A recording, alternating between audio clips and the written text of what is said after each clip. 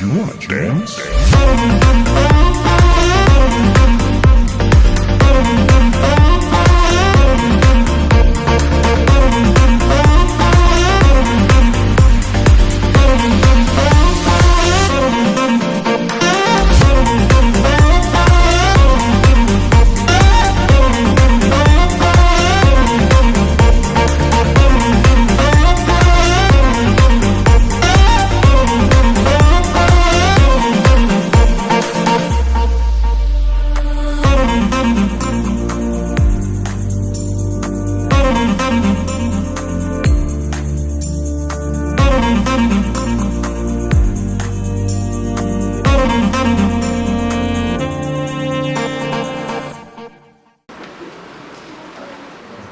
El Partido Encuentro Social Hidalgo tiene el honor de recibirles esta tarde en Actopan con la finalidad de llevar a cabo la conferencia magistral Reflexiones sobre la dignidad en la democracia liberal, a cargo del maestro Iván Espino Pichardo. Por favor, vamos a hacer. Gracias.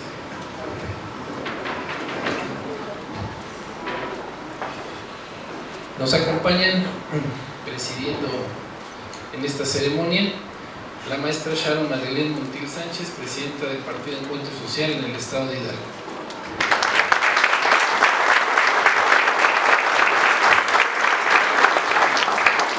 El regidor y presidente del Consejo Directivo Municipal, José Carlos Castro. Bienvenido.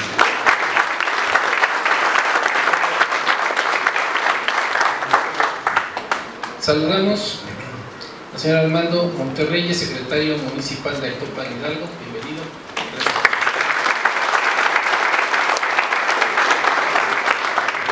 A la síndico María Guadalupe Oribe Moreno. Bienvenida. Muchas gracias.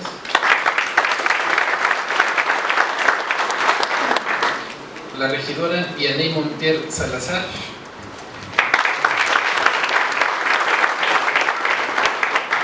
A la regidora Cecilia Callejas Hernández.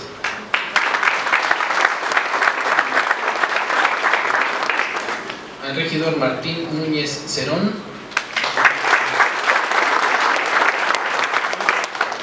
La regidora Cintia Alamilla González. El regidor Omar Bisuet Pérez. A la regidora del municipio de San Salvador, Jenny Dalit Ángeles Macario.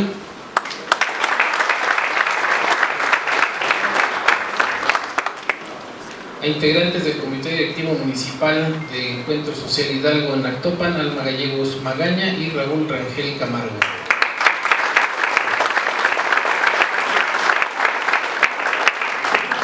Damos asimismo la bienvenida a quien será nuestro ponente en esta ocasión, el maestro Iván Espino Pichardo.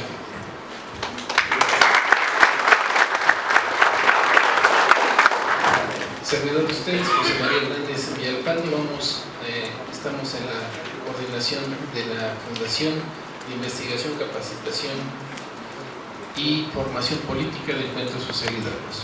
Bien.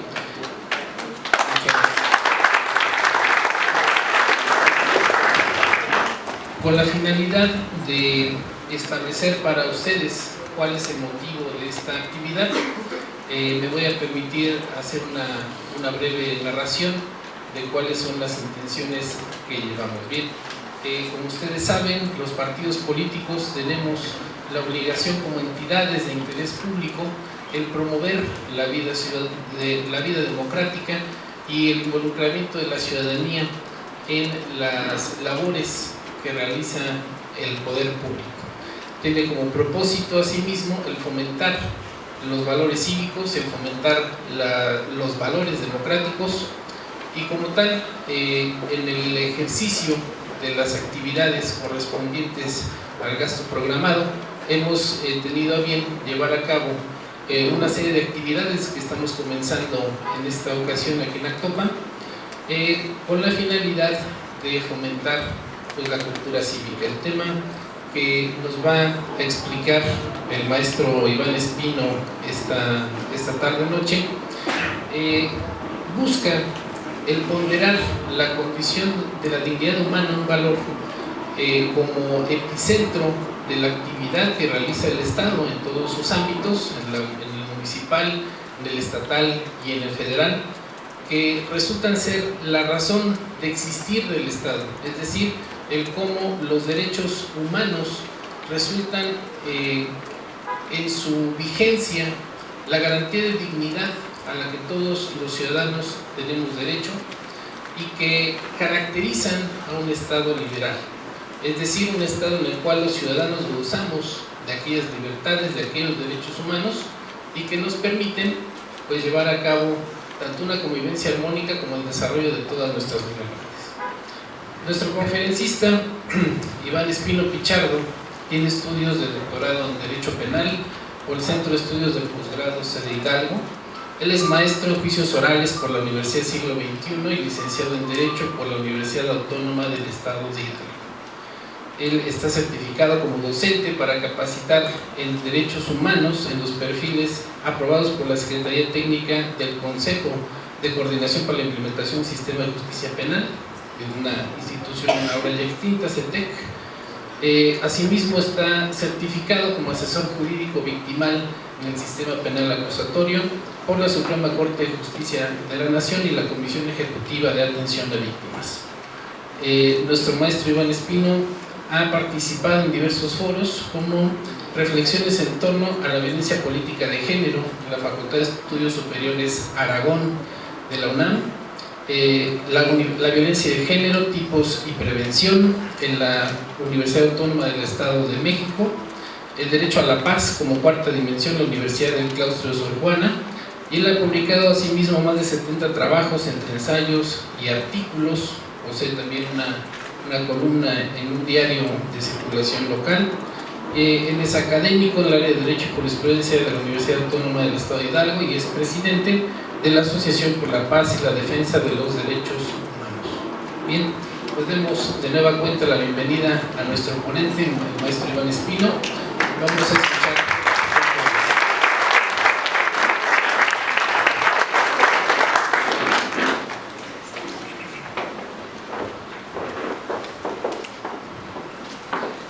Muchas gracias por haber venido a esta conversación que vamos a tener. Es para mí un gran privilegio estar platicando con todas ustedes y con todas ustedes. Cuando el maestro me comentó de poder platicar con cada uno y con cada uno de ustedes sobre un tema tan importante como lo es la dignidad, me llenó de emoción porque me consta el trabajo que han estado haciendo en este ayuntamiento. Soy un fiel testigo de que las cosas se están haciendo y se están haciendo bien. Así que lo que vamos a platicar a continuación no será más que retratar de manera teórica y jurídica lo que ustedes llevan a la práctica todos los días, que ustedes día a día con su trabajo están tratando de transformar la realidad, una realidad en donde se exija y donde se pueda vivir las libertades y los derechos de cada una de las personas que integramos este hogar común que es el planeta Tierra. Así que yo quiero empezar con una reflexión. ¿Qué nos dicen las más de 100 muertes, 100 millones de muertes que dejó la Segunda Guerra Mundial? ¿Qué nos dicen las más de 200,000 personas asesinadas de manera brutal en el genocidio de Guatemala y que por cierto no ha sido reconocido? ¿Qué nos dice hoy las más de 500,000 personas asesinadas de manera brutal en Ruanda hace apenas 25 años? ¿Qué nos dice hoy el genocidio de la antigua Yugoslavia que dejó a prácticamente 600,000 personas asesinadas de manera brutal hace apenas 2 décadas? ¿Qué es lo que nos mandan esos mensajes el día de hoy? Porque yo lo digo de manera muy sencilla a través de una cifra. 100 millones de personas asesinadas, 200,000 personas asesinadas, 500,000 personas asesinadas. Yo lo digo como una cifra. Pero la mayoría de nosotros ya habíamos nacido cuando se asesinaron de manera brutal a todas esas personas. Justamente en Ruanda, que se transmitió en televisión nacional y que hubo una transmisión mundial prácticamente sobre el asesinato de casi 500,000 personas en una tarde asesinadas y 800,000 personas en una semana, y nadie hizo nada. La comunidad internacional miró hacia otro lado. Este problema es un problema que hemos cargado como seres humanos durante mucho tiempo y tenemos que hacernos cargo de una vez por todas. Decía Mafalda, la realidad está muy lejos, pero cuando la realidad toca a la puerta es cuando entonces nos ponemos a preguntar cuáles son esos valores superiores que tenemos que proteger sobre cualquier otra cosa. Nuestra conversación del día de hoy justamente va a tratar sobre eso, y no tocar esos horizontes, y no llegar al exterminio. ¿Y cómo lo podemos lograr? Bueno, si Eduardo Bodenheimer tuvo razón en que el derecho está en el centro de un estado despótico y de la anarquía, entonces es menester reconocer qué es un estado despótico y qué es una anarquía, y en consecuencia podemos saber qué es el derecho y el rol que juega la estructura en el derecho. Es imposible entender el derecho y un estado despótico o un estado con apariencia anarquista o anarquismo, totalmente ausencia de estado, si no reconocemos la relación que existe entre el derecho y el estado.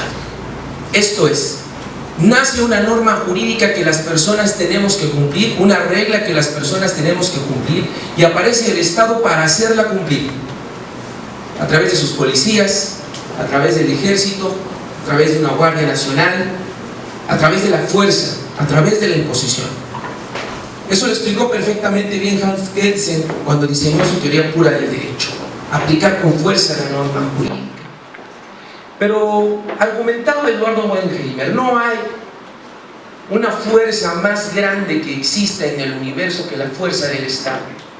Y después del asesinato de 100 millones de personas en la Segunda Guerra Mundial, 200,000 en Guatemala, 500,000 en Ruanda en un día y 800,000 en una semana, 500,000 en la antigua Yugoslavia, comparto la idea de Eduardo Bodenheimer al asegurar que no hay una fuerza superior a la del Estado.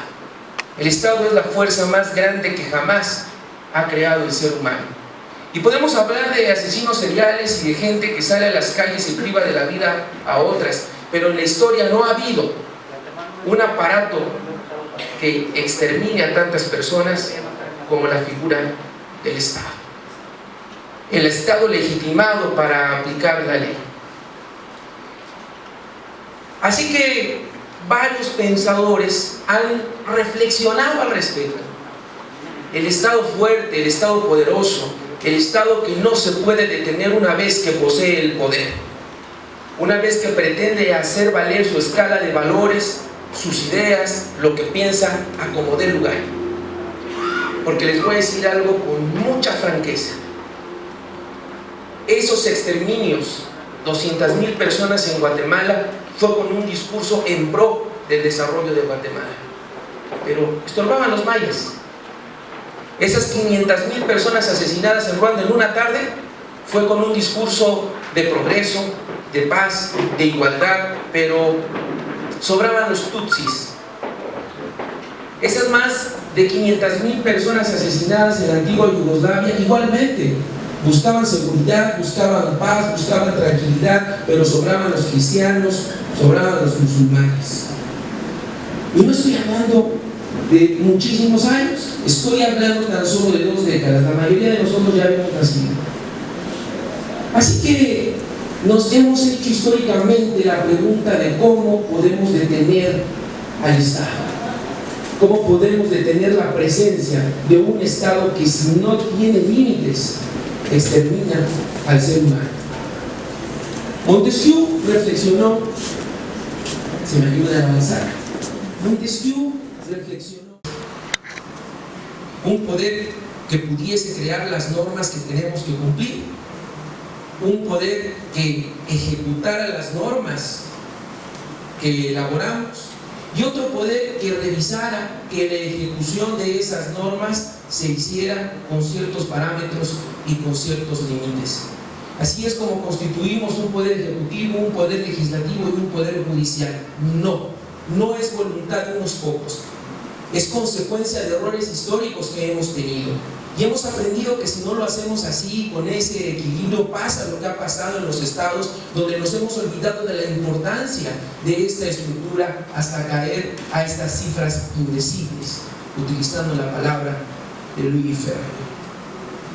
Y pasamos por una de las experiencias más crudas que ha tenido la humanidad y de la que nos tenemos que sentir profundamente avergonzados: la Segunda Guerra Mundial. En la Segunda Guerra Mundial, como he dicho, murieron más de 100 millones de personas de manera brutal: mujeres, niñas, hombres, personas adultas mayores. Y el discurso que sostuvo la Segunda Guerra Mundial fue un discurso de odio. Probablemente si un hombre como yo hubiese participado en la Guerra Mundial, hubiese sido excluido por su color de piel, por su estatura, por su nacionalidad. Probablemente habría sido exterminado.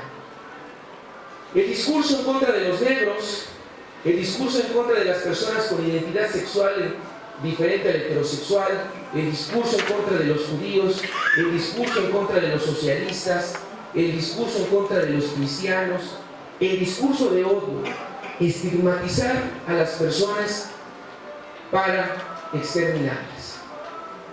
Si podemos avanzar, por favor.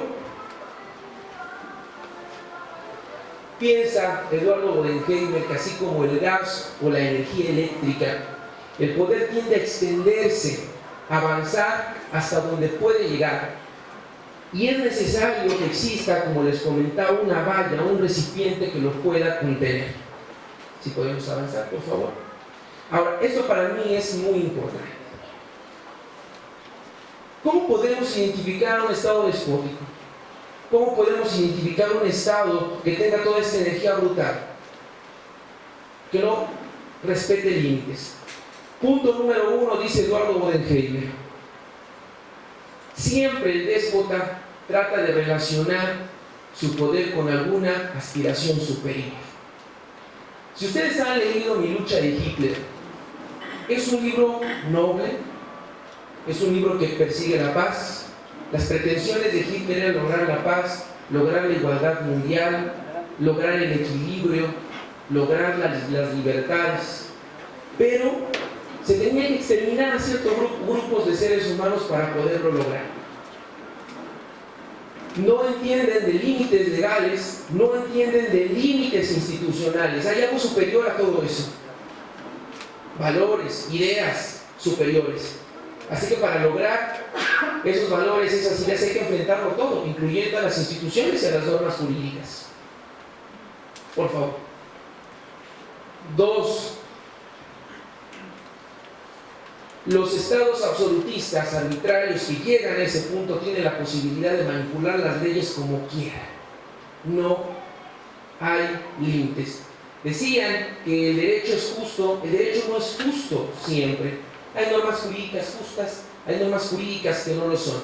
Cuando el Estado no tiene regulaciones para poder crear leyes y aplicar leyes, dice Eduardo Bodenheimer, se convierte en un Estado despótico absolutista.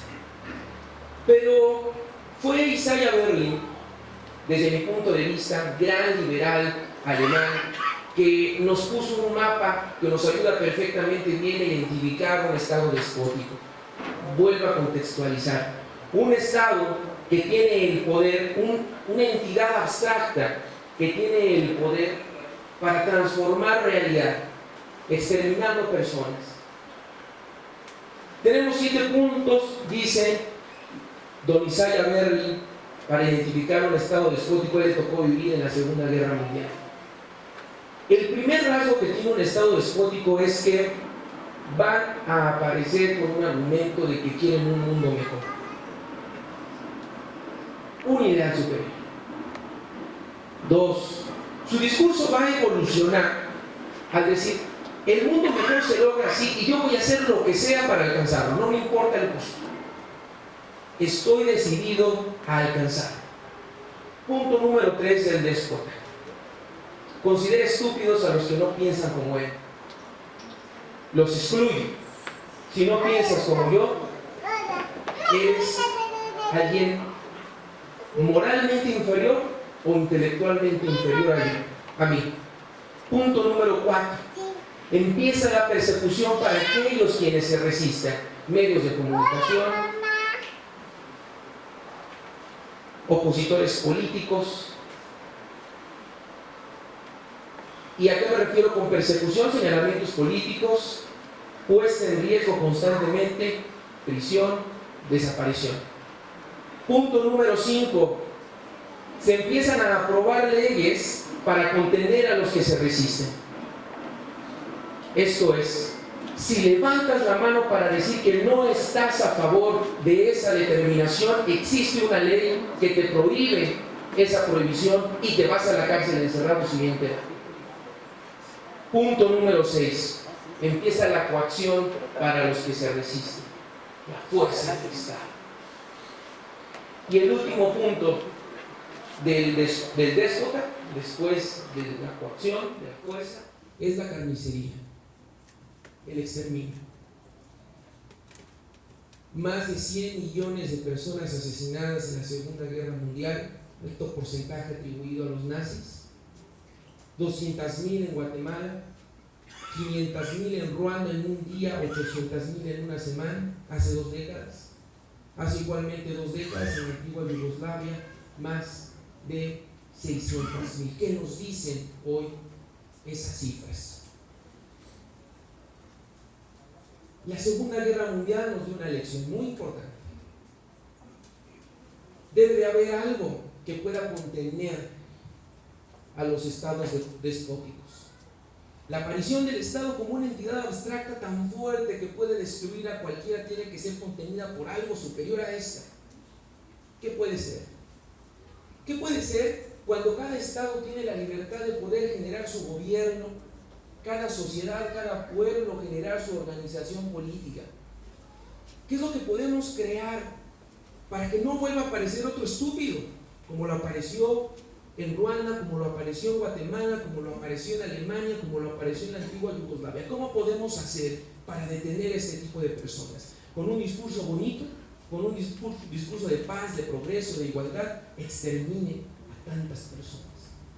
Así que después de la Segunda Guerra Mundial, los países vencedores, la llamada comunidad internacional, se reunieron y conversaron con mucha seriedad esto. No podemos lograr que no aparezca otro de esos estúpidos. Consultaron irónicamente a un filósofo alemán, Immanuel Kant, y identificaron que dentro de la obra de Immanuel Kant aparecía una figura, una idea que podía dar respuesta a este planteamiento que teníamos como seres humanos. Y este fundamento apareció en los fundamentos de la metafísica de las costumbres, así como en la crítica a la razón pura, 2 obras importantísimas para la humanidad. Kant decía que la solución, lo planteó muchos años antes, lo retoman en 1945. Kant pensaba que no puede haber algo superior a la dignidad humana. Las personas se tienen que vivir en dignidad para poder evitar la aparición de otro estado despótico.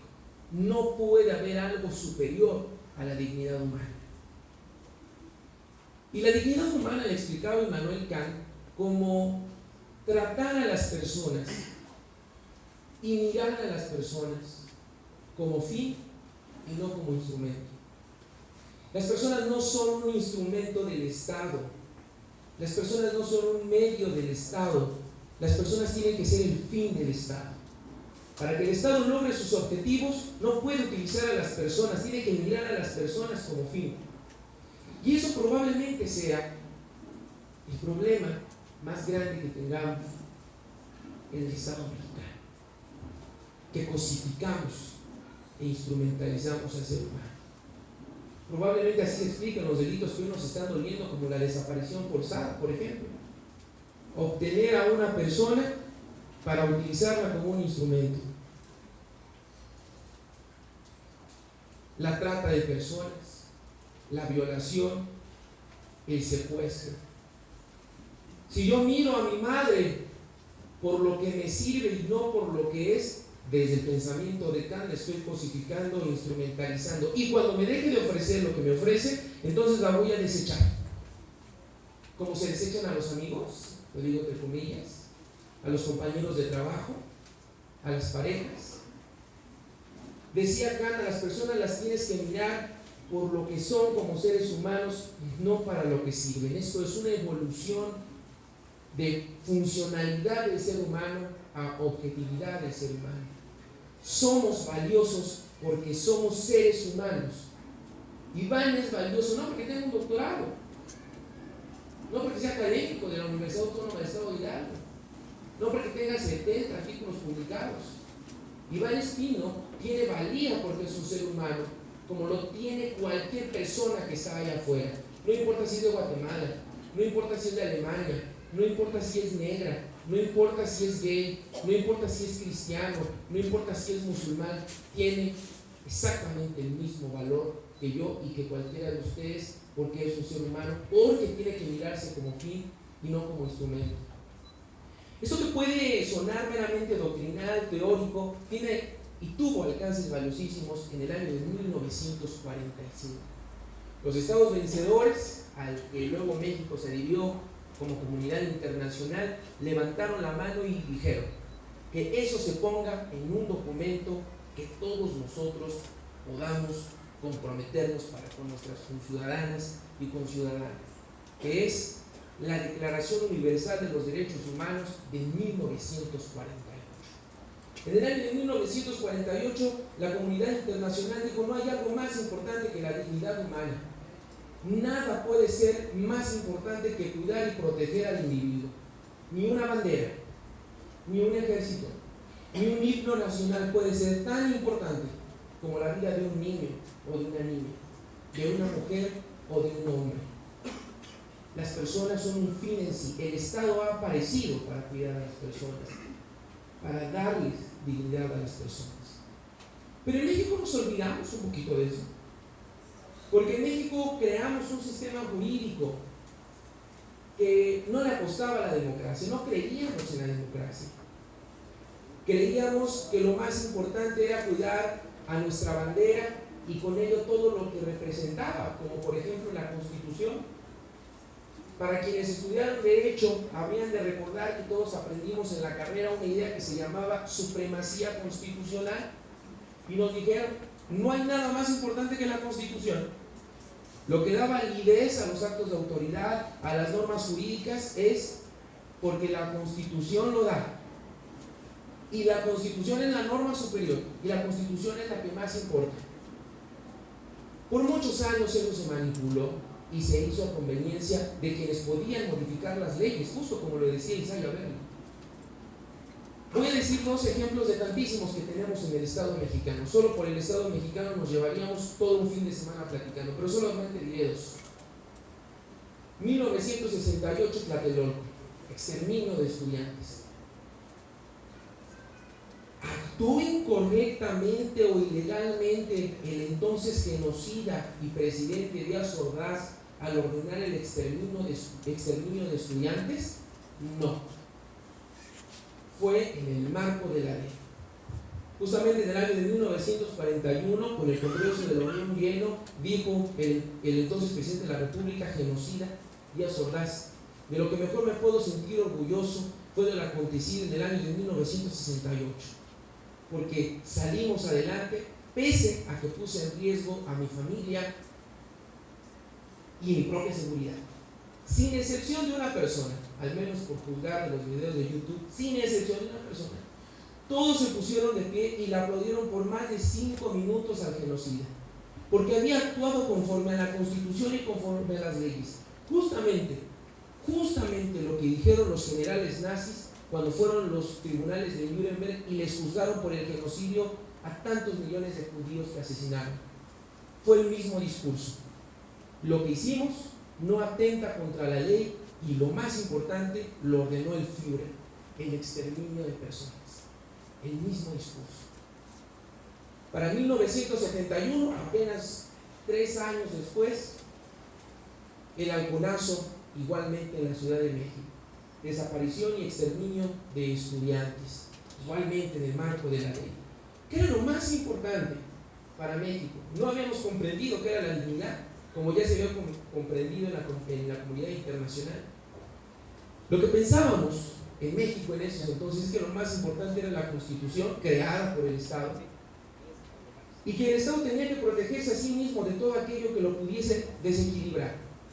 Tenía que exterminar todo aquello que representara una valla o una barrera que representa, decir por Eduardo Bodenheimer, la fuerza más poderosa de todo el universo.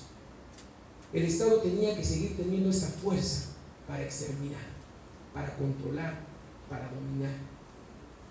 Y nos costó muchísima sangre, muchísima.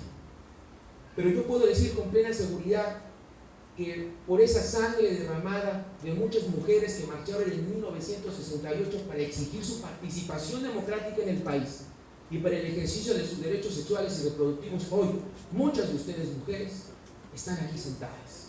Porque si esta plática yo lo hubiera hecho hace 50 años, este auditorio solo estuviera integrado por hombres. Eso es un cambio que le debemos a la marcha y a las marchas de 1968 en gran medida.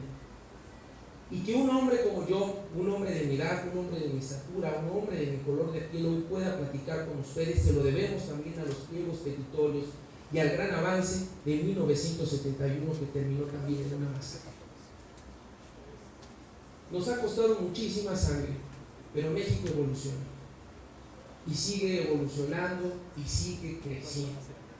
Y la mejor forma de reconocer la evolución del Estado mexicano ha sido la evolución del Estado de Derecho, o el llamado Estado legislativo, al Estado constitucional.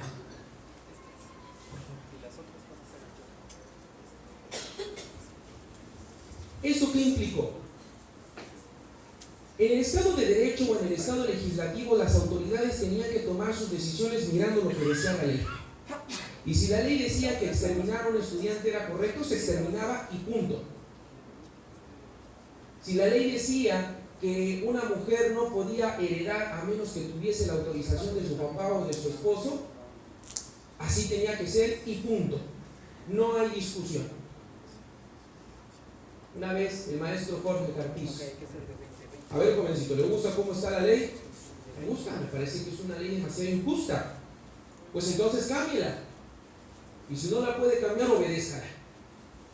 Maestro Jorge Carpizo, un gran maestro de derechos humanos, sabía perfectamente lo irónico que representaba una ley creada exclusivamente por el Estado. Una ley creada para el control de ciertos grupos humanos, en donde habíamos grupos históricos y socialmente privilegiados como los hombres heterosexuales, por ejemplo. Pero había otros grupos humanos como las niñas, los niños, las mujeres, las personas con identidad sexual diferente a la heterosexual, los migrantes, todas ellas quedaban fuera de esta protección. ¿Qué implicó esa evolución al Estado constitucional? De que las decisiones que tomaban los servidores públicos, o que hoy toman las autoridades, como todas y todos ustedes, que es lo que hacen todos los días, las decisiones que toman es supeditar sus decisiones no a lo que dice una ley, sino a lo que se establece en principios y valores escritos, en lo que se ha denominado en el sistema jurídico como bloque de constitucionalidad. Mandamos al carajo, entre otras figuras, esa idea rígida de soberanía, donde ingenuamente, por ser una palabra noble, ingenuamente se pensaba que lo mejor que se podía decir era lo que se decía dentro de México. Y creamos un bloque en donde otros estados de Latinoamérica y del Caribe, así como la comunidad internacional, levantamos la mano y dijimos: con independencia de la pluralidad que hay en nuestros pueblos, hay algunos valores que compartimos y esos se tienen que proteger por el Estado. El valor superior que pactamos en el año de 1982 fue el de la dignidad humana, el de la equidad, el de la libertad. No importa lo que diga tu ley la tienes que optimizar, la tienes que crear y la tienes que interpretar y la tienes que aplicar con base a esos valores y principios que tienes ahí en documentos internacionales y también en tu Constitución. Hoy el derecho no tiene que ser un derecho injusto, porque el derecho se interpreta conforme a esos valores. Si hay una ley que lastima la dignidad de una persona, lo que exige el Estado constitucional es dejar de aplicar esa ley y aplicar aquella que le favorezca mucho más a la persona.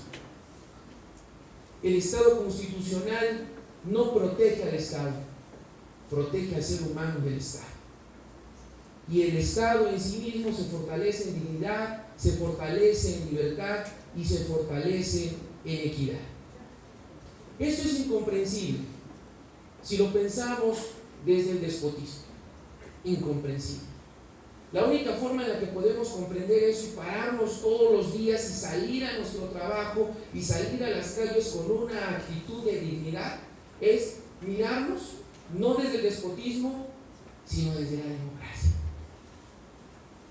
Y lo que implica la democracia, a decir por el artículo 3 constitucional, no solamente es ir a votar a una casilla electoral. Es una forma, es una rama del gran árbol, es una hoja del gran árbol que implica la democracia. El tercero constitucional refiere que la democracia es una forma de vivir.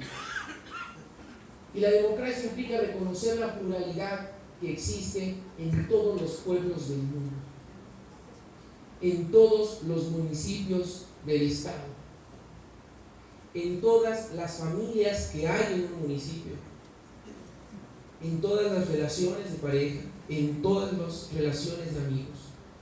Reconocer y abrazar la diversidad, proteger, celebrar que cada una y cada uno de nosotros somos iguales, somos diferentes. Celebrar que tenemos convicciones religiosas diferentes, convicciones ideológicas diferentes, que nos gustan deportes diferentes, o gustándonos el mismo deporte, le vamos a equipos diferentes. Celebrar y abrazar el tipo de comida que nos gusta, la pluralidad de las opiniones, la pluralidad de la identidad sexual, la pluralidad del ser humano, la libertad mínima de ser. Aprovechar mi proyecto de vida. Yo, Iván Espino, he decidido ser académico y abogado, aunque mi mamá quería que yo fuera médico y mi papá quería que yo fuera contador. Yo he decidido estudiar, seguir estudiando Derecho, es mi proyecto de vida. Y no por eso me excluyen mis padres. Abraza la diversidad y la pluralidad. Pero esto no tiene que ser parte de un discurso, sino como lo establece el artículo 3 constitucional, tenemos que abrazar esa diversidad. Sin embargo, la estructura de los estados despóticos fuera de la democracia no permiten eso. Quieren que las personas pensemos exactamente igual, que seamos exactamente igual, que tengamos exactamente el mismo comportamiento, porque así es más fácil gobernar.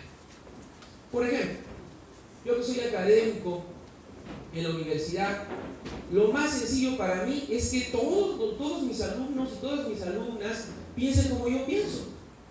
Así pues nadie me contradice, nadie me dice, oiga, yo leí a tal autor y es una falacia lo que usted está diciendo, hoy yo tengo otra experiencia. Para mí sería más cómodo que todos pensaran como yo, por supuesto.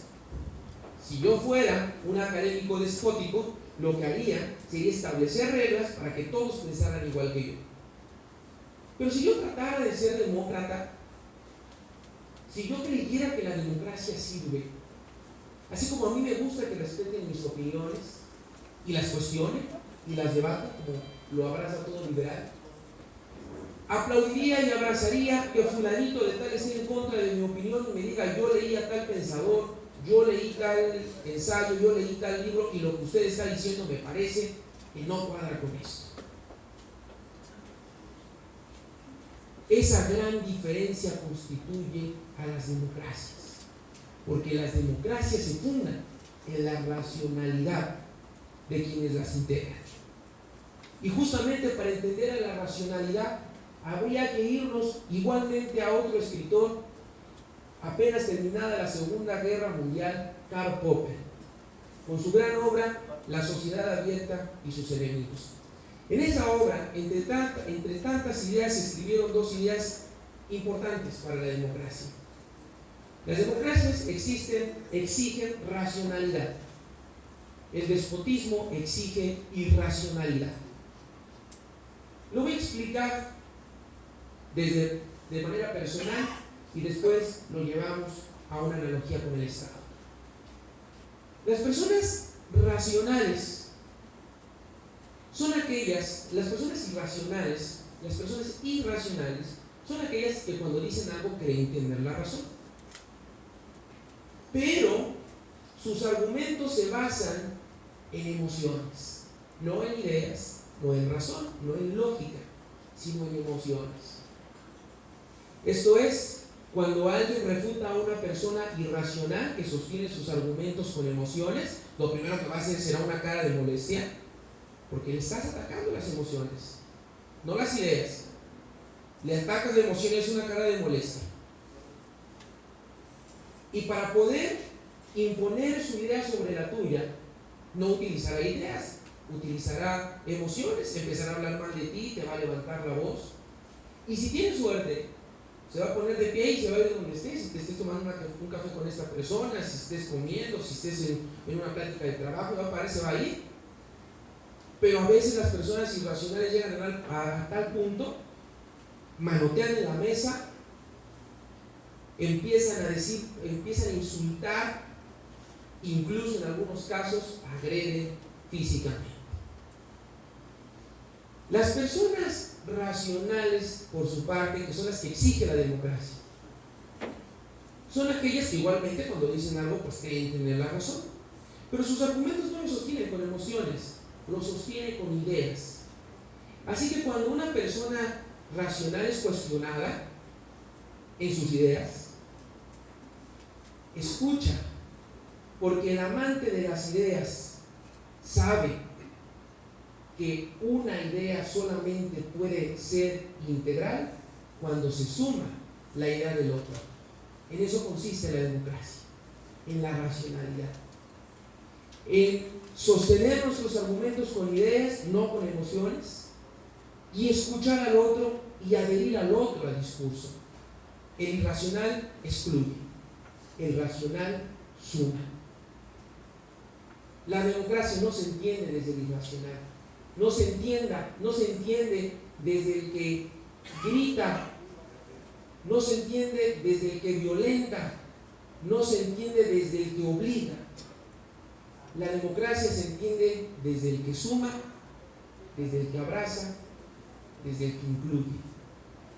Y para poder tener esa concepción, nos dijo Immanuel Kant, y luego fue el compromiso que adquirimos en 1948, después en 1982, fue reconocer un valor supremo, más importante que cualquier otra cosa, más importante que el principio de supremacía constitucional,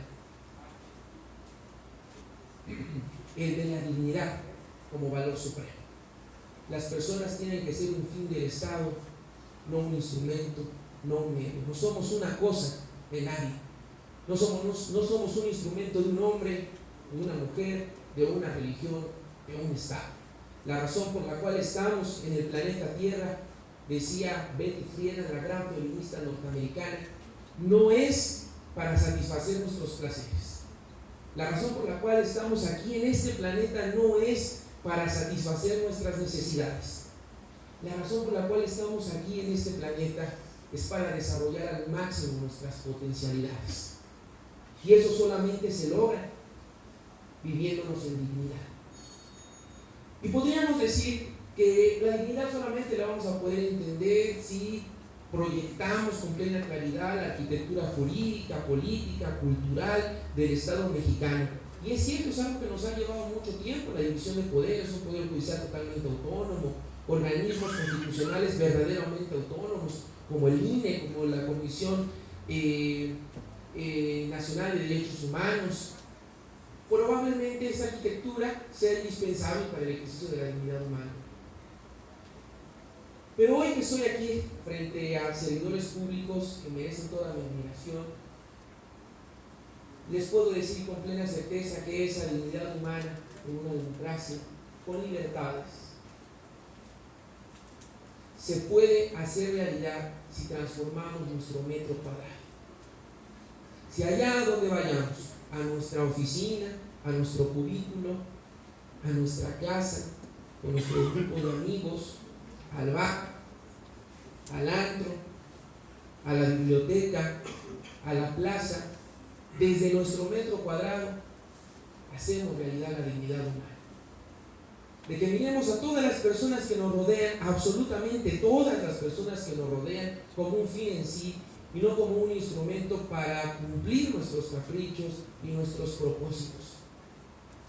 Si hacemos esa transformación, la arquitectura jurídica empezará a tomar sentido, porque no estoy con personas que estén fuera de la arquitectura del Estado, estoy con personas dentro de la arquitectura del Estado que toman decisiones todos los días y que en esas decisiones se tienen que supeditar a valores, a principios establecidos en ese bloque de constitucionalidad.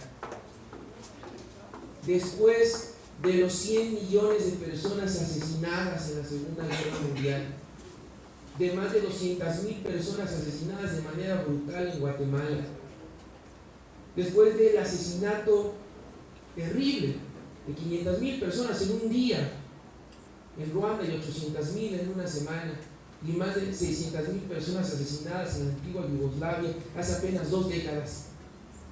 ¿Qué nos dice hoy el valor de la dignidad humana? ¿Qué nos dice hoy la importancia de mirar que vivimos en una diversidad y en una pluralidad que tenemos que abrazar y tenemos que cuidar, que tenemos que fomentar? Crear a la democracia como una forma de ser, una forma de vivir, una democracia que le apueste a las libertades, la más importante, la libertad mínima de ser, de poder poseer nuestro proyecto de vida y hacer realidad lo que dijo la gran Betty Friedan: pasar esta vida en este planeta, lo que nos toque vivir, desarrollando al máximo nuestras potencialidades como seres humanos y no como cosa o instrumento de alguien o de algo. Muchas gracias por su atención.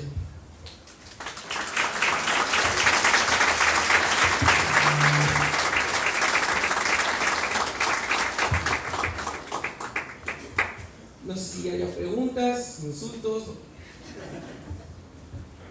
Por favor, por ahí les estuvimos repartiendo algunas fichas. Si tenemos preguntas por parte de nuestro distinguido auditorio, les agradecemos que nos puedan hacer favor de hacerlas llegar aquí a nuestros facilitadores. Por acá.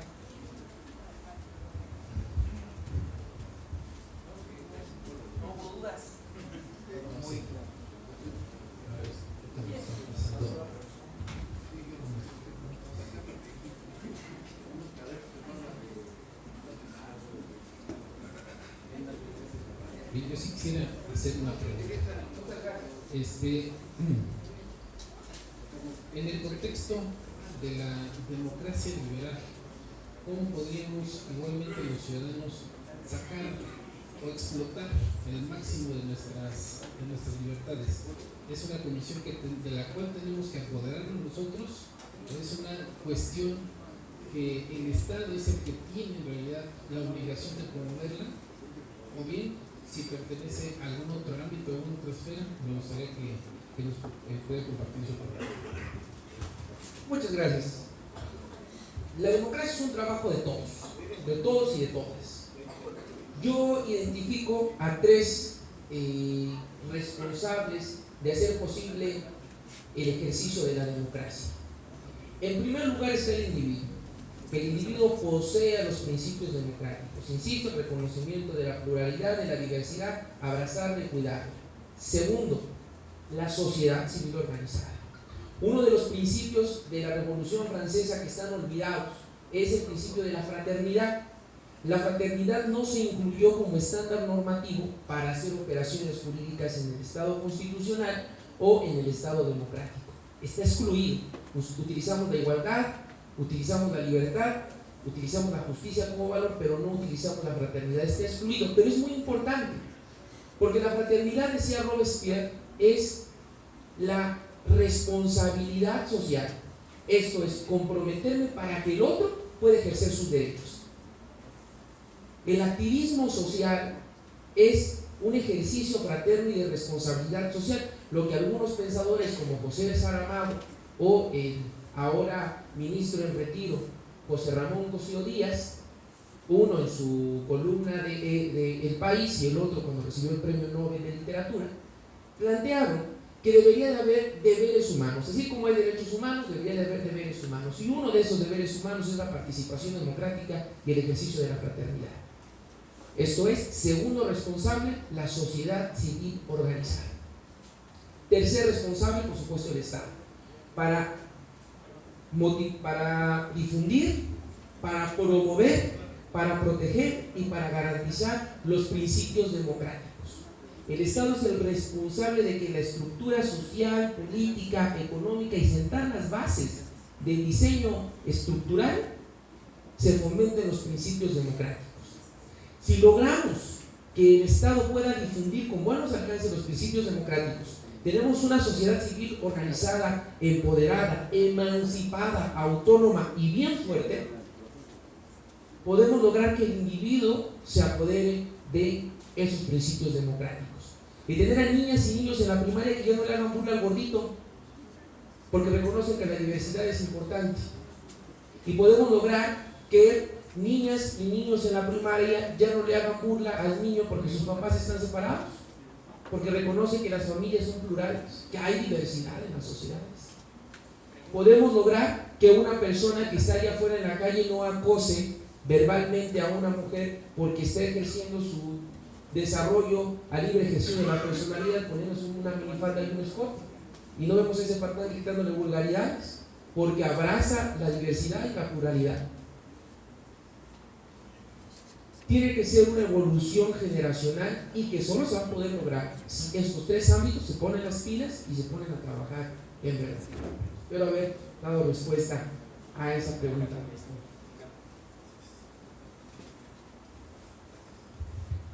Si tenemos otra pregunta.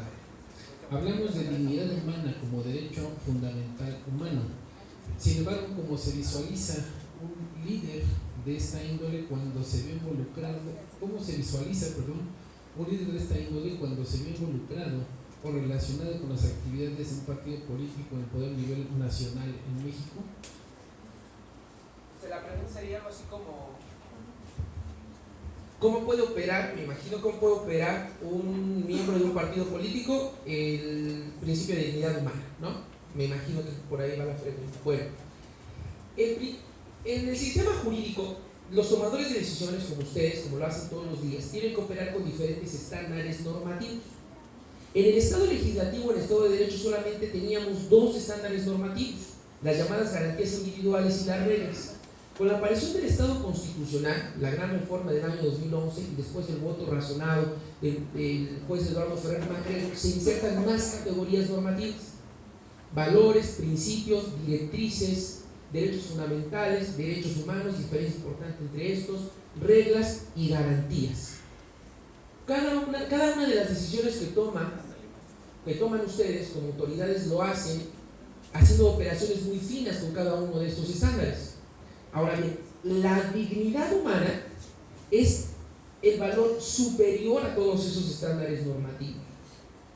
La respuesta a esa pregunta de manera concreta es: yo, miembro de un partido político, ¿cómo podría operar ese estándar normativo como valor superior, que es la dignidad humana?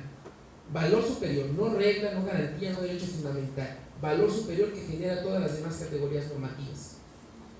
Que esas propuestas que haga de política pública, esas propuestas que haga de programas sociales, esos discursos que yo vaya a decir, ese trato que yo haga con mis compañeros de partido, esos planes, esa agenda política que yo haga, la haga siempre pensando que el ser humano es un fin y no un instrumento. No voy a utilizar a las personas para poder alcanzar los fines. Voy a poner un ejemplo bien en concreto. para poder lograr que mi partido político tenga éxito en las próximas elecciones, voy a sacar a todas las mujeres del partido, porque creo que las mujeres, bueno, no me vayan a estar grabando y después lo recorto porque ya de repente ya sé cómo pasa. No creo en las mujeres y las excluyo, y entonces así le doy una apariencia a mi partido político de ser un partido político de hombres inteligentes. No somos muchos, pero somos machos. Las excluimos, estamos por fuera. Entonces no estoy cosificando, o lo más común y lo peor, meto a mujeres en lugares estratégicos para tener paridad, pero realmente ella no es quien es, o ellas no son las que están tomando las decisiones, sino está alguien atrás dándole la toma de decisiones. Estoy instrumentalizando. Creo que ese es uno de los factores que más está doliendo en la democracia mexicana respecto al ejercicio de la dignidad humana. Las constantes Juanitas que tenemos en las cámaras de diputados, en los órganos constitucionales autónomos, no son ellas las que están tomando decisiones, sino hay alguien acá atrás que está operando y las están tomando como instrumento. Si yo fuera miembro de un partido político, lo que haría sería no cosificar, no instrumentalizar a ninguna de las personas que forman parte de mi partido político para lograr mis objetivos. Las miro como fin en sí y les doy el valor superior que merecen. Gracias. Es una pregunta que atiende a las amenazas, posiblemente a lo que son los regímenes democráticos. ¿Cuál es su opinión acerca de la frase de un gran banquero que dijo: denme el poder de las finanzas de un estado y no me importará quién escriba sus leyes? En un valiosísimo libro que se titula ¿Qué es la Constitución?, Ferdinand Lassalle escribió que en un estado no solamente gobierna el poder político, sino los factores reales de poder.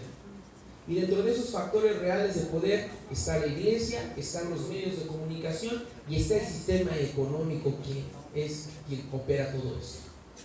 Lo importante aquí, en una democracia liberal y usando el principio de dignidad humana, es que justamente la arquitectura de todo el Estado, que incluye a medios de comunicación, que incluye a las religiones, que incluye al sistema financiero, al sistema económico y a las propias leyes, opere con dignidad humana. Esto es, los legisladores en el Estado constitucional ya no son dueños y amos del derecho. En el Estado constitucional, quienes son dueños y amos del derecho son los principios y valores internacionalmente pactados. Esto es, aquel legislador o aquella legisladora que se ponga a hacer leyes en el Congreso de la Unión ya no lo hace a la libertad, pues no es lo que no queremos. Ya no lo hagan con plena libertad, lo que se les ocurra, lo que manden, o lo que diga el banquero, o lo que diga ese dueño de los medios de comunicación, sino toda la ley que emana de principios y valores. Si no emana de esos principios y valores, aún así lo haga el hombre más rico del planeta, esa ley queda sin efectos. Al menos hasta ahorita, y esperemos que siga así. Así está diseñado el Estado constitucional. Por más dinero y poder que tenga una persona, si emite una legislación que es violatoria de la dignidad humana, queda sin efectos. Desde el año 2013 hasta la fecha, se han echado para atrás 15 porciones normativas al respecto a través de una jurídica que se llama Declaratoria General de Inconstitucionalidad, cuya base es el párrafo segundo del artículo 107 de la ley 107 de la Constitución.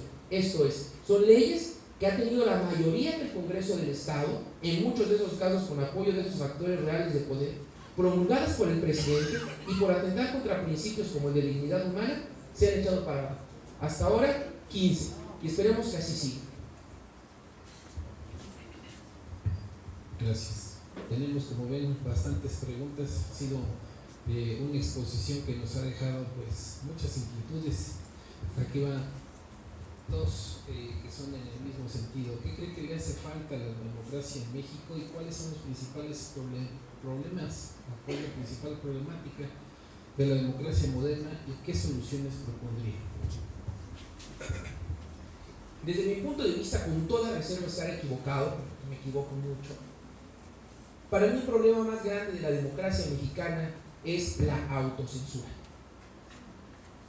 Ese es el más grande problema. ¿Por qué muchos apreciamos los salones de clases? ¿Por qué muchos apreciamos las universidades? ¿Por qué muchos nos sentimos como pez en el agua en una cátedra de maestría, en una cátedra de licenciatura? Porque podemos hablar de ideas sin temor a que nos desaparezcan, sin temor a quedarnos sin trabajo, sin temor a ser señalados. Pero ¿qué pasa cuando estamos afuera? No podemos hablar de tal pensador, no podemos hablar de tal idea, porque eso va a generar problemas. Y me autocensuro. Y eso pasa con los medios de comunicación. A los medios de comunicación, no en todos los casos, hay que estarles dando dinero para que se callen. En muchos de los casos se inserta un discurso de odio, de miedo, para que se autocensuren. Ese es el gran problema. La solución está en empoderarnos de la democracia, de no tener ese miedo de enfrentar lo que significa la pluralidad. Y creo que en México hemos tenido mucha resistencia. Decía el gran Michel Foucault, gran filósofo alemán: mientras haya poder, habrá resistencia. Pero esa resistencia ha costado mucho. México es el país número 1 en asesinar a periodistas y a activistas en materia de derechos humanos. Nadie nos supera. Es un problema muy grande que tenemos, pero tenemos que combatir la autocensura, y eso creo que depende de las organizaciones civiles y muchos de los medios de comunicación, y de manera señalada de los organismos constitucionales autónomos como la Comisión Nacional de Derechos Humanos, la Comisión Estatal de Derechos Humanos, todas las comisiones estatales y los institutos nacionales electorales. El Instituto Nacional Electoral y institutos estatales electorales. Gracias. Cambiamos un poco de aires. Nos preguntan: la situación en Guatemala y Venezuela con la salida masiva hacia México y Ecuador respectivamente puede ser consideradas, me imagino, como un efecto de un sistema despótico, y asimismo solicitan su opinión respecto a los hechos recientes en Chile y su implicación en los principios democráticos. Ustedes sabrán también que el maestro Iván Espino posee la cátedra de Derecho Penal Internacional, así que pues, también tiene bastante experiencia. Michel Ignatieff decía que la democracia es como una casa. Cuando no nos sentimos parte de la casa, nos vamos. Y Giovanni Sartori, que por cierto ahí viene su folletito, esa frase que va a decir esta idea, Giovanni Sartori decía que si las personas no entienden la democracia, no funciona de nada. Y una idea muy relevante, que fue la de Castoriadis, es con que voy a repuntar esta idea, es: las democracias solo se pueden entender si se están perfeccionando constantemente y si se están construyendo constantemente para lograr la emancipación y la libertad de los ciudadanos. La democracia no es una meta, no es ya llegamos al 2020, ya somos demócratas, lo logramos, se acabó, no hay nada más que hacer. La idea de la democracia es cuestionar, derribar, construir, derribar, construir, edificar, cuestionar, refutar. Es racionalidad. En eso consiste las democracias. Quien no esté dispuesto a ser refutado, a ser cuestionado, no está preparado para la democracia. En consecuencia, los hechos que tenemos en América Latina, tenemos que visualizarlos desde estas tres ideas que acabo de decir. Desde si las personas están entendiendo la democracia, si las personas sienten que están tomando decisiones en su propia casa, o es un grupo en específico, o si simplemente se está haciendo un ejercicio democrático de constante cuestionamiento. Estuve en Cuba en diciembre pasado, ya casi un año. Platicaba con una persona que él fue militar retirado de las fuerzas cubanas, estuvo en Rusia, en Moscú, y bueno, ustedes se imaginarán, un hombre absolutamente de izquierda, un hombre de 80 años, cubano, gran amigo. Ahora, y me decía: después de tantos años de trabajar por la patria, sigo sin entender qué es el pueblo. No sé qué es el pueblo. El Estado cubano, Fidel, nos ha dicho que el pueblo somos todos, y que no debe de haber cúpulas de poder. Pero la mayoría de gente aquí en Cuba come frijoles. Mi esposa, que es médico, es una excelente mujer, un excelente médico. Para hacerles más o menos la cuenta, un taxista del estado de Hidalgo gana al mes lo que gana un médico cubano. No puede desarrollar sus potencialidades, no podemos opinar diferente. Soy un militar, con la camiseta bien puesta. Y todo eso lo va explicando Enrique Krauze en El pueblo soy yo, un gran libro donde justamente se explica qué es el pueblo. El pueblo es una idea que se ha utilizado para discursos, no se ha terminado de entender. A mí me parece que la gran fractura de América Latina y el Caribe es que seguimos pensando que la democracia es una persona. Ese es el problema. Y de que las personas creen como creyeron en Cristo, las personas creen como creyeron en Tlaloc, las personas creen como creen en un hombre, que en una persona está la transformación de todos los individuos. Es algo que no pasa en Europa y que constantemente hay transformaciones y lo podemos ver todos los días. El gran problema de América Latina y el Caribe es pensar que la transformación viene de un ser humano, de lo que se dice en la teoría política, de un redentor. Mientras no cambiemos esa perspectiva en América Latina, de que la evolución y la construcción de un Estado no se da a través de una persona, sino a través de un sistema, no vamos a evolucionar. Y a mí voy a poner como ejemplo, porque me parece este ejemplo muy gráfico, lo que pasa con Corea del Norte y con Corea del Sur. Porque no es que los mexicanos somos unos flojazos, por eso no evolucionamos, somos unos corruptos y por eso no evolucionamos. Tiene que ver mucho la estructura política en ello. Corea del Sur y Corea del Norte se dividieron hace aproximadamente 70 años. Es la misma idiosincrasia, es el mismo clima, es prácticamente el mismo territorio, son las mismas familias, son iguales. Pero en Corea del Sur se gana 1000 veces más que en Corea del Norte. Las universidades de Corea del Sur son de competencia internacional y no así las de Corea del Norte. La tecnología de Corea del Sur es competitiva a nivel internacional junto con Japón, Estados Unidos. La de Corea del Norte ni siquiera tiene telefonía celular la mayoría de la gente de ahí.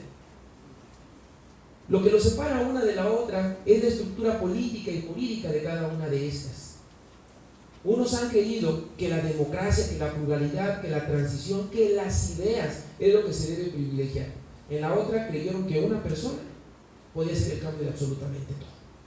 Creo que ese es el problema en América Latina y el Caribe, que seguimos pensando que una persona va a salvar. Fidel, Hugo, una persona puede salvar todo, y no. Podrán hacer grandes intentos, pero las democracias se construyen con ideas, no con personalidades.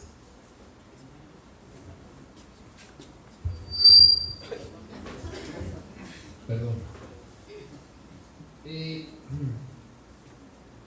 Nos preguntan cómo es la sociedad civil organizada en el país, y esto también siento que va de la mano pues con el carácter de titular o presidente de la asociación pues que preside nuestro participante.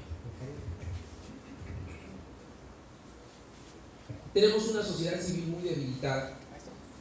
Con mucho orgullo puedo decir que formo parte la Asociación por la Paz y la Defensa de los Derechos Humanos forma parte de una red estatal de asociaciones civiles. La Red por la Inclusión de Hidalgo se denomina y participamos aproximadamente 80 asociaciones civiles. Todas ellas merecen toda mi admiración y reconocimiento. Pero de esas 80, prácticamente 75 son de asistencia social, y es muy importante la asistencia social. Esto es personas que se dedican al tema del cáncer, al tema de las personas con espectro de autismo, del tema de personas con discapacidad, el tema de personas en extrema pobreza. Son muy importantes esas asociaciones civiles. Pero la sociedad civil organizada en materia de derechos humanos es demasiado escasa. Y una sociedad civil en materia de derechos humanos enfrenta al Estado. Enfrenta, como decía Eduardo Bodenheimer, regresando a la ponencia, enfrenta al poder más grande y dinámico que se ha creado en el universo. Y una asociación civil, una organización civil pequeña, no puede enfrentar a las arbitrariedades del Estado. Pero los resultados son las estadísticas que tenemos en materia de desaparición. de enemigos políticos. Segundo problema, el tema de cómo sobreviven las asociaciones civiles. El alto porcentaje de asociaciones civiles viven por lo que les da el Estado. Y pues no puedes morder la mano al que te da de comer. La Asociación por la Paz y la Defensa de los Derechos Humanos es una asociación que integramos abogados principalmente, tenemos incluso algunos ingenieros, y lo mantenemos con nuestros propios ingresos. Desde que creamos la Asociación por la Paz y la Defensa de los Derechos Humanos, decidimos no recibir un peso ni del gobierno ni de particulares.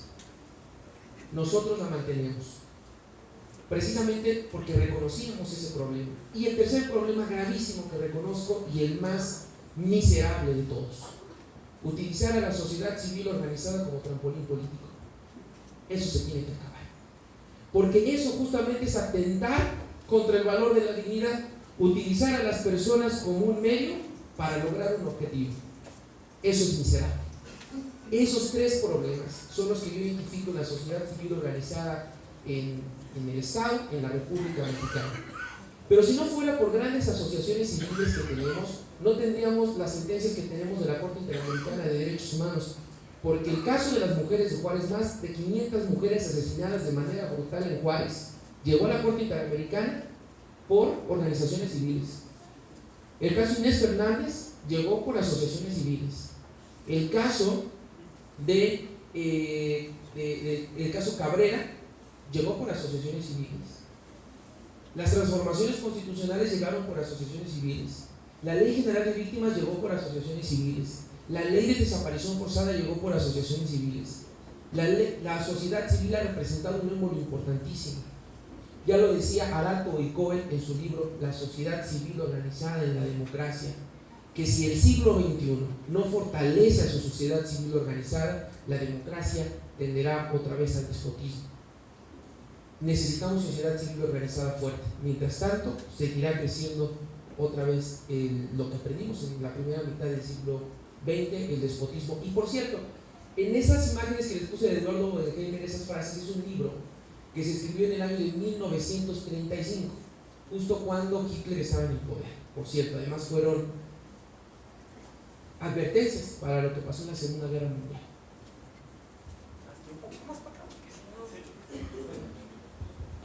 Gracias. Nos pregunta, ¿qué opinión me dice la versión de Sócrates sobre la democracia como una forma de gobierno? Y asimismo, ¿cómo se puede fortalecer el Estado de Derecho para la construcción democrática del país? El mismo que pensaba que las mujeres eran un hombre inferior. Sí, los griegos merecen todo mi respeto, toda la tradición aristotélica y socrática merecen todo mi respeto, pero hay en esas ideas, así como en algunas ideas románicas, algunos grupos que quedaron aparte. Repito lo que había comentado, es un dato muy importante. México ya no vive o no tendría ya que vivir en un estado de derecho, en un estado puro de derecho. Ahora lo que vivimos es un estado constitucional. Las decisiones no se toman con base a reglas solamente, sino esas reglas se optimizan con principios, con valores que hemos platicado. ¿Cómo fortalecer el estado constitucional? Fortaleciendo la división de poderes, que haya un poder judicial fuerte que pueda revisar las leyes que atenten contra derechos humanos, fortalecer los organismos constitucionales autónomos, que exista una Comisión Nacional de Derechos Humanos bien fuerte, comisiones estatales autónomas y bien fuertes, sociedad civil organizada bien fuerte, y exista una distribución equitativa de factores reales de poder en las cámaras de diputados y en las cámaras de senadores. Eso es importante. Si vamos concentrando la fuerza en un solo grupo de personas o en una misma forma de pensar, se van reduciendo las posibilidades de ir construyendo la democracia. Es muy importante. La forma de fortalecer el Estado constitucional es garantizar la división de poderes, fortalecer la sociedad civil, la división de poderes, fortalecer a la sociedad civil organizada y fortalecer los organismos constitucionales autónomos. Pasos que se dieron importantísimos en dos momentos: 1994 con la reforma del artículo 94 constitucional, y en el año 2011 con 10 de junio y 6 de junio la reforma en materia de amparo y derechos humanos. Tenemos que conservarlas, tenemos que protegerlas y así seguir fortaleciendo el Estado constitucional. A mí me parece que el Estado constitucional es una arquitectura perfecta. La copiamos de dos constituciones muy importantes, la Constitución alemana y la Constitución italiana, ambas de la década de los 50, con grandes pensadores como Gustav Zagrebelsky, donde tenemos que ir aprendiendo y tenemos que seguir mejorando. No hacerlo implicaría regresar a lo de 1968 y 1971. Gracias. En México se desestima la democracia cuando se pierde. ¿Usted a qué atribuye esta condición?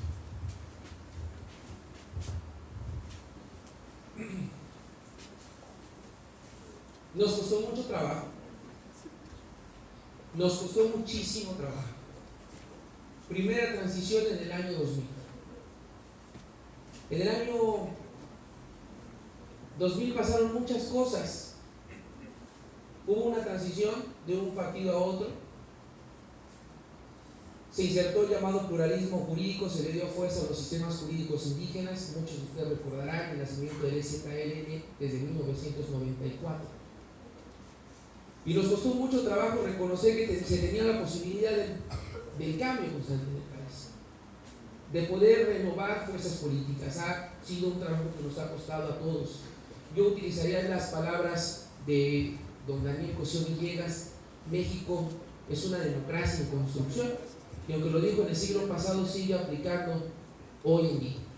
Efectivamente, a la gente no le gusta perder porque a veces somos irracionales y cuestionamos a las instituciones cuando nos conviene, y las instituciones son malvadas y son malas cuando no nos favorecen. Yo a ello se lo atribuyo porque no hemos entendido lo que significa la democracia, porque seguimos pensando a la democracia como un ejercicio de poder absoluto. Cuando tengo el poder, lo aplico con fuerza, porque ¿quién sabe cuándo me vaya a tocar otra vez? No hay esa noción de pluralidad. Insisto, un problema de tener esa idea es no reconocer que la democracia es una auténtica pluralidad y que nos costó muchísimo trabajo esa transición, que bueno, hoy las generaciones más jóvenes, las generaciones millennials como la mía, o las generaciones más jóvenes que la mía, que es la generación Z, ya lo ven demasiada naturalidad. A la generación millennial nos ha tocado vivir tres transiciones. A la generación baby boom, pues les tocó vivir todo el régimen priista. A mí me tocó vivir régimen priista, régimen panista, otra vez el priista y ahora el de Moreno. Para mí es muy natural la transición. Para mi generación es muy natural la transición. Pero para las generaciones anteriores no es natural la transición. Y eso es justamente, creo que, el gran problema. Quienes traen, hay personas muy jóvenes con ideas viejas y hay personas de edad avanzada con ideas muy frescas. Siempre tenemos que tener ideas frescas para saborear la importancia de las transiciones. Pues bien, ya por cuestión de los horarios vamos a tener que pasar con nuestras preguntas a nuestro ponente, con la finalidad de que nos pueda responder. Vamos a brindar un fuerte aplauso al maestro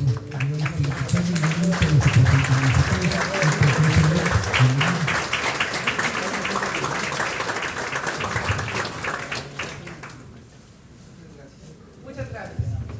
Agradecemos al maestro Iván Espino por su brillante participación. Igualmente por su disposición a responder nuestras preguntas. Muchísimas gracias y vamos a proceder a la entrega de su reconocimiento, para lo cual pues solicitamos a que nuestros compañeros el poder montar nuevamente el presidio. Muchas gracias.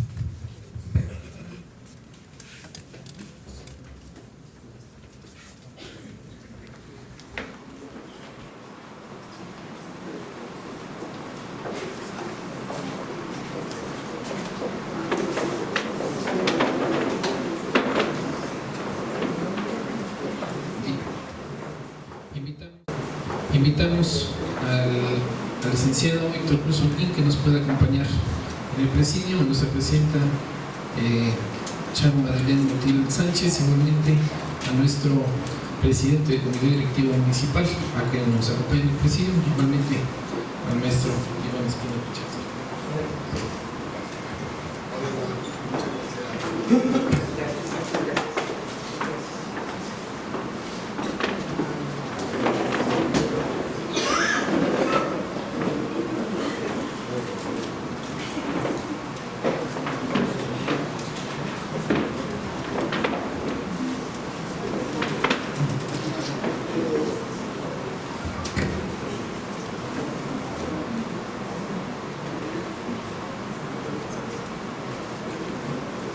Solicitamos de nuestro presidente municipal que nos pueda dirigir un mensaje correspondiente a esta actividad. Muchas gracias. Muchas gracias. Pues yo muy apenado no haber podido llegar a escuchar esta conferencia que seguramente fue magistral de nuestro amigo aquí Iván, reflexiones sobre la dignidad de la democracia liberal. Dice que hay algo súper importante, súper importante. Los institutos políticos, los partidos políticos como los conocemos, tienen o tenemos una obligación muy importante, social y democráticamente hablando. ¿Y eso sabe qué implica? Que tenemos que promover la democracia. Y la democracia, tal como se dice, con dignidad y de una forma libre, liberal, que es otro contexto. La democracia no solamente implica la votación en las urnas. No escuché la conferencia de Iván. Simplemente estoy platicando de lo que para mí, personalmente, hoy como presidente municipal, pero como persona, como un ciudadano más de este municipio, de este estado, de este país, significa la democracia. La democracia no solamente está en las urnas. La democracia significa la participación permanente y activa como ciudadanas, como ciudadanos. Hacer valer nuestros derechos en todo el ámbito político y social que existe en nuestros respectivos municipios, estados o nación. Tengo muy claro el tema. Reitero, sin haber escuchado a Iván, tengo muy claro el tema respecto a la importancia que significa que los partidos políticos promuevan la democracia. Y promueven la democracia con un alto sentido de dignidad, un alto sentido de libertad, o en este caso liberal. Los partidos políticos normalmente la gente los vemos desde un aspecto estrictamente electoral. Los partidos políticos existen cuando hay elecciones, pero cuando no hay elecciones, los partidos políticos en la mayoría de los casos no existen. Esa es la parte muy importante. Promover la democracia es información. Promover la democracia significa toma de decisiones como individuos, como personas, pero también como un colectivo. ¿Qué significa?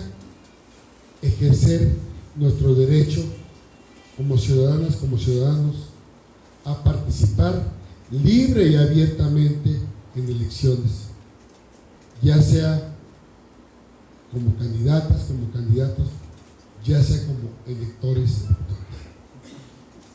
Y eso es de la mayor relevancia. Es de la mayor relevancia. Por ello, la invitación que se les hizo ahí, que se les hizo a la mayoría de las personas que están aquí, fue muy libre, fue plenamente libre, fue plenamente consciente de decirles que efectivamente ya próximamente entraremos en una etapa ya electoral, pero lo más importante es que lo hagamos con plena conciencia. que lo hagamos con pleno o con la mayor información posible para saber cuáles son nuestros derechos y cuáles son nuestras obligaciones como ciudadanas, como ciudadanos. Hoy, y se hizo también, se hizo una invitación a jóvenes de 16 años adelante, ojalá existan aquí, pero si no, seguimos trabajando por ello. ¿Por qué? Porque un país, un estado, un municipio, podremos hablar de democracia cuando vemos la participación activa de toda la sociedad. Todas las personas contamos, todas las personas somos sujetos de derechos y obligaciones. Pero hagamos valer este gran derecho, que prácticamente es un derecho humano, de la participación activa en la democracia, de manera consciente, de manera informada. Les agradezco infinitamente, primero que nada, a mi presidenta, amiga, a quien le tengo una especial afecto, Sharon Montiel, que está aquí con nosotros, a Pepe, que estuvo trabajando con este también, con este Pepe Budo, nuestro amigo, a todos y cada uno de ustedes, a Iván, que nos hizo favor de apoyar con la conferencia. Amigo José María, muchas gracias, pero reitero, esto no es para que se quede aquí, no estamos cumpliendo con un formalismo de venir y hablar en un tema, una conferencia sobre el tema de la democracia.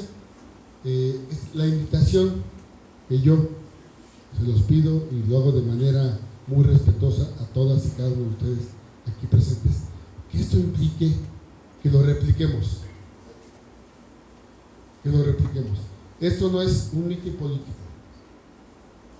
es una conferencia abierta para que todas y todos estemos mayormente informadas y formadas sobre el tema de la democracia. Gracias a las regidoras, regidores que están aquí presentes, por supuesto que ustedes son muy importante su presencia aquí, funcionarios públicos de la administración municipal, pero en general a las amigas, amigos que nos están acompañando el día de hoy, que no pertenecen a algún partido político, pero simplemente se identifican con nosotros respecto al trabajo que venimos realizando. Esta es una invitación a que seamos cada vez más ciudadanas y cada vez mejores ciudadanas, mejores ciudadanos. Y les repito,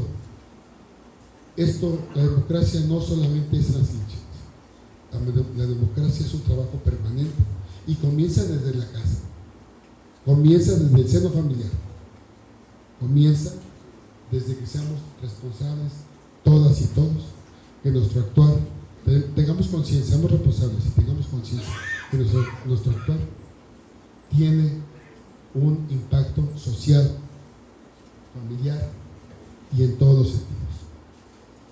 Muchas gracias, de verdad me siento muy honrado, muy contento de tener aquí a todas estas amigas, amigos aquí del municipio de Actopan y de otros municipios que nos acompañan también, ¿verdad? Gracias por acompañarnos. Aquí está Salvador, está presente. Gracias por estar aquí. Y seguramente al lado del municipio no alcanzo a ver a todas y a todos. Muchas gracias. Amiga, muchísimas gracias. Muy bien.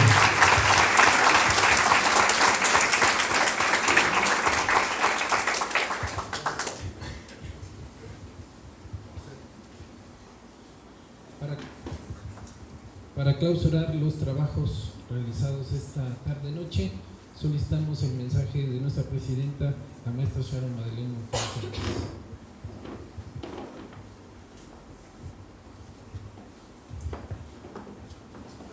Muchísimas gracias a todos. Primero destacar la asistencia de todos ustedes, reforzando el comentario del presidente municipal de Actopan, Héctor Cruz. Cabe la pena destacar algo muy importante. La cita que hoy nos dimos como bien lo refiere él, no es una cita proselitista, no es una situación partidista. Siempre he hecho mucho hincapié que los ciudadanos a veces tenemos apatía en participar con partidos políticos, porque todos creemos que los partidos políticos no sirven, no tienen otro fin más que colocar a seres humanos dentro de cargos de servicio público. Y creo que es muy importante que tengamos la claridad que los seres humanos tenemos la posibilidad y la capacidad de tomar decisiones respecto de nuestra propia persona, de tomar decisiones respecto de la participación política de cada uno de nosotros, de tomar decisiones dentro de nuestro gobierno. ¿Y cómo se toman esas decisiones? Siendo conscientes de nuestras posibilidades, siendo conscientes de nuestras capacidades y siendo conscientes de que es obligación de los partidos políticos contribuir a la democracia. ¿Y cómo se contribuye a la democracia? Pues invitando a la participación ciudadana. ¿Y cómo participamos en estos temas? Pues haciendo conscientes que los ciudadanos podemos intervenir en nuestro propio estado, en nuestro propio municipio, en nuestro propio país. Entonces, para mí de verdad es un honor ver caras conocidas, ver caras de regidores, ver caras de los suplentes, ver presidentes de comités municipales. Sin embargo, aquí no están en atención a su cargo, no están en atención al rol que desempeñan, están en atención a su calidad de seres humanos. Entonces, lo que debemos de destacar es eso, empezar a olvidar y empezar a erradicar de nuestro lenguaje coloquial el tema de discriminación, el tema de segmentar que hay ciudadanos de primera, que hay ciudadanos de segunda. Creo que debemos de enaltecer, como bien lo refiere nuestro ponente, la dignidad y los valores humanos. Creo que ese es un tema que ya hemos olvidado y creo que es momento de recordar nuestros orígenes, de recordar que nosotros valemos como personas. Entonces, creo que ese es el principal objetivo de esta ponencia. Yo agradezco de verdad hoy el recibimiento en este municipio, la intervención de nuestro ponente. Como ustedes vieron, es una persona muy joven, con una trayectoria muy importante, y nosotros en el Partido Encuentro Social de verdad nos sentimos privilegiados, uno, de contar con una aportación como la que acabas de hacer en esta ponencia, contar con la asistencia de todos ustedes y con todo el interés que han puesto.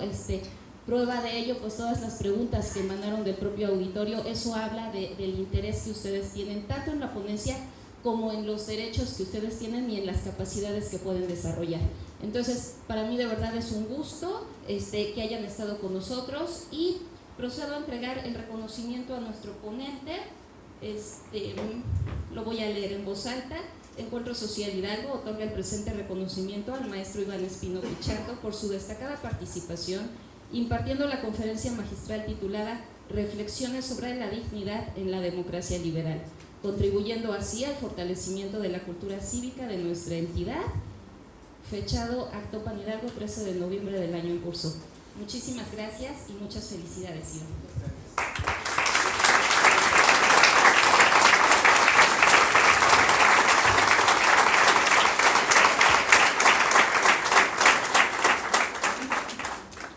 Con esto concluimos nuestra conferencia, no sin antes de verdad agradecerles su participación y reiterarnos a sus órdenes. Que tengan excelente noche.